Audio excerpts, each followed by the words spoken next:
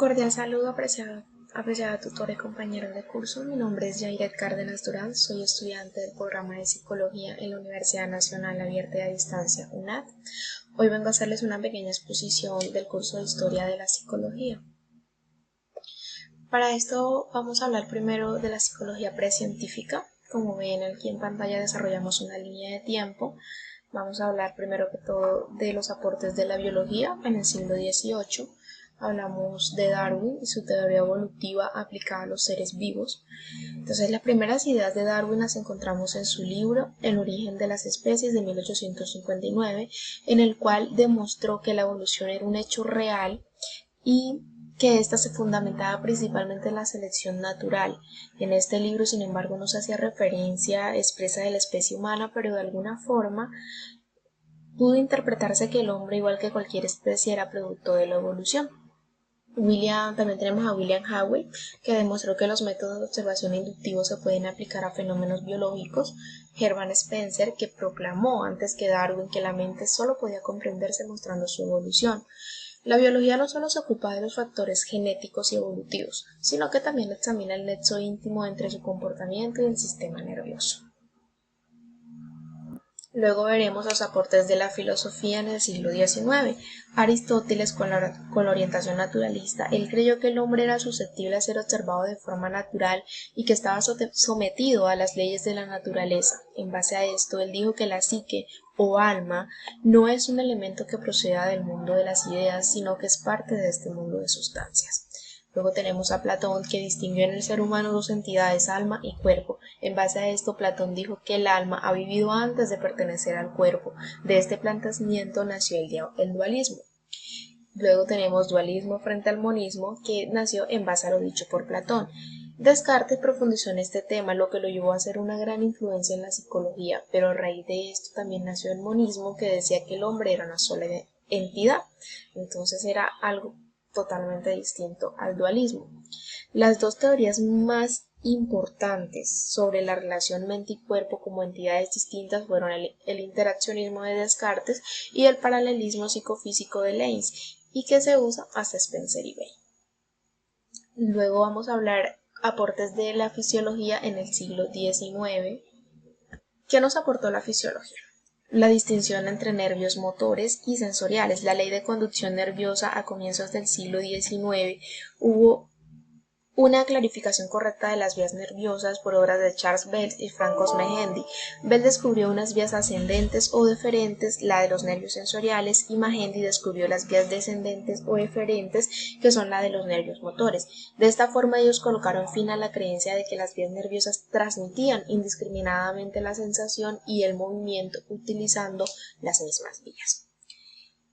La ley de conducción, que surge de estos dos autores, abrió el camino al arco de reflejo, que sería formulado años más tarde por Marshall Hall, produciendo una vía fructuosa que llegaría a su máximo esplendor con la reflexología rusa. La acción refleja, que son los movimientos involuntarios o reflejos tratados desde la antigüedad, fueron objetos de múltiples discusiones durante los siglos XVIII y XIX. La clarificación de este tema la realizó el fisiólogo escocés Marshall Hall, y los movimientos involuntarios o reflejos son independientes del cerebro, que son inconscientes y que en consecuencia son automáticos y mecánicos. En respuesta a la pregunta por qué es importante conocer esta parte de la historia de la psicología en nuestro programa de formación, yo opino que es muy importante que conozcamos los inicios de la psicología, ya que es un proceso tan cambiante y evolutivo como el propio sujeto que estudiamos. Y muchas veces, para lograr alcanzar la comprensión de un concepto, tenemos que dar un salto al pasado y analizar los cambios a los que éste se ha sometido.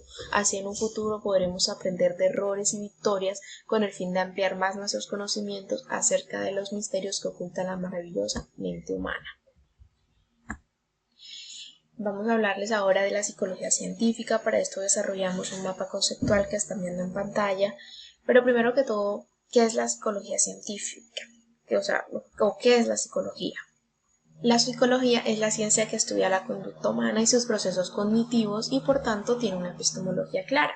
Ahora vamos a hablar de la psicología en cada uno de los países que ven acá en el mapa conceptual, ya que estos países fueron los que dieron como una base, ellos aportaron cada uno una base para que la psicología se convirtiera en la ciencia que conocemos hoy en día.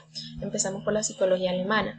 La psicología científica alemana, como afirma Sainz, es concretamente el intento de fundamentar una psicología científica basada en las matemáticas, llevado a cabo por Herbart, y la psicofísica como método de medición psicológica elaborado por Fechner. Resultaron esenciales para posibilitar la fundación de la psicología como disciplina experimental y científica en ese país. La psicología alemana, digamos que se caracteriza por ser una de las tradiciones básicas de los orígenes de la psicología experimental, y dentro de esta encontramos la psicología wundiana. Ahora pasamos a hablar de la psicología francesa. La psicología francesa dice que la psicología en Francia se ha caracterizado por su preocupación por el estudio de la psicopatología, estando muy conectado a su desarrollo en la psiquiatría, donde este país ha brillado con luz propia.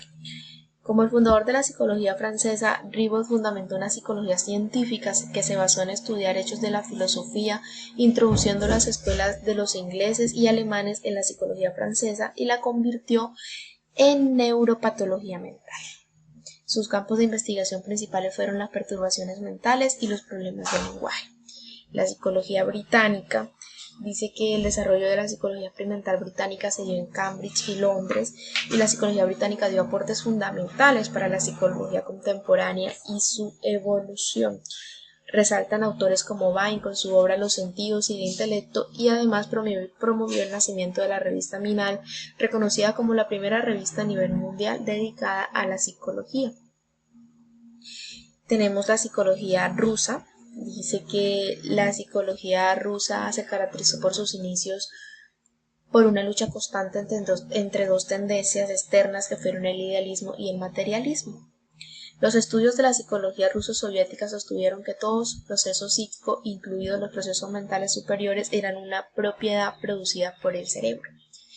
La psicología americana, o la psicología de América Latina, tuvo un importante punto de desarrollo en la mitad del siglo pasado. Los primeros programas de entrenamiento profesional se crearon en 1947 y 1948, y la Sociedad Interamericana de Psicología SIP se fundó en 1951. Entonces, la pregunta, ¿por qué es importante conocer esta parte de la historia de la psicología en su programa de formación? Dice, conocer los fundamentos de la psicología como ciencia en cada uno de estos países es de suma importancia, porque podemos conocer su desarrollo histórico y tener mayor claridad sobre los hechos que llevaron a la psicología a convertirse en una ciencia como la conocemos hoy en día.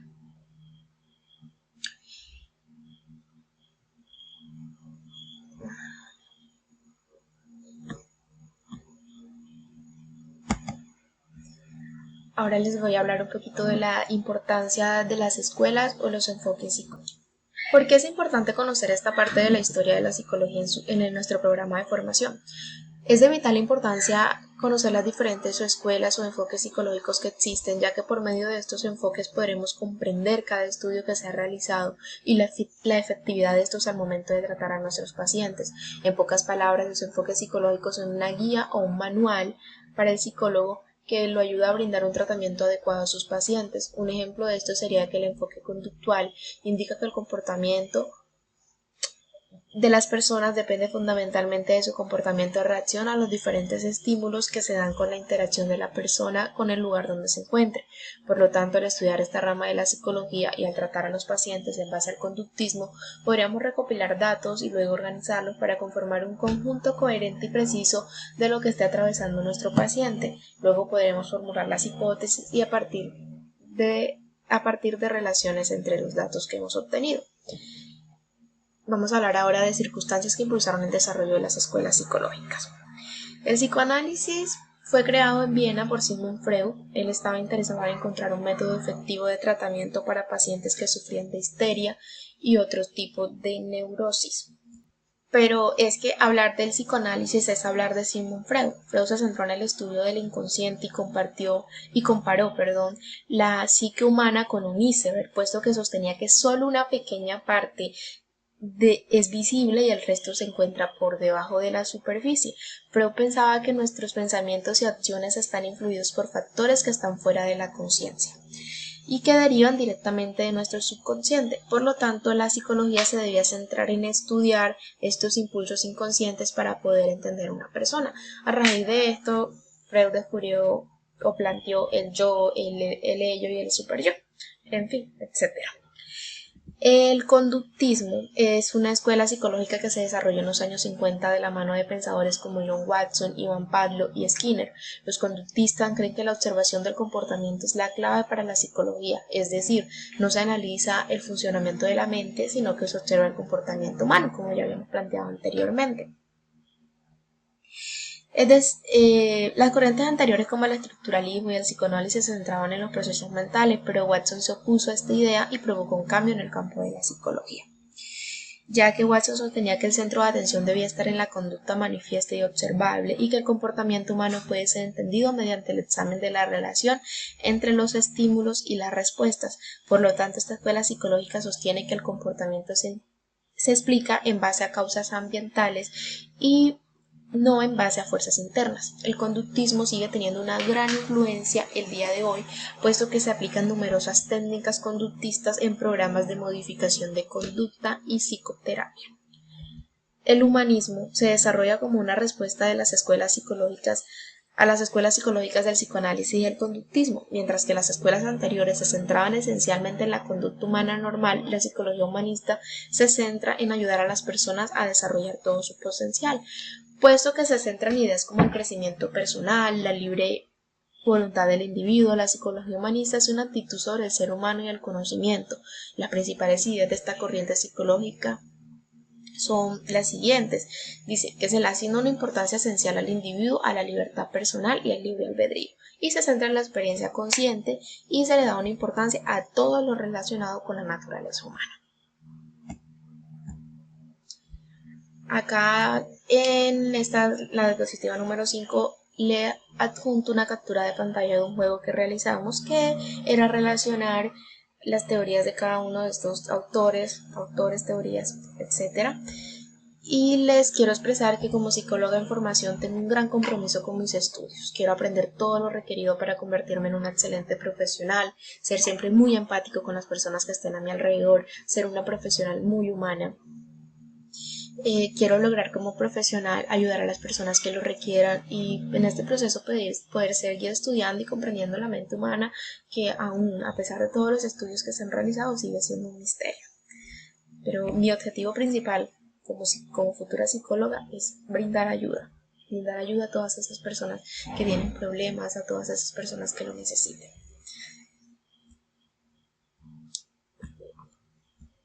Muchísimas gracias por la atención. Espero que esta breve exposición se hayan aclarado todos los temas tratados, que hayan tenido claridad sobre todo lo que les expresé. Entonces, muchas gracias.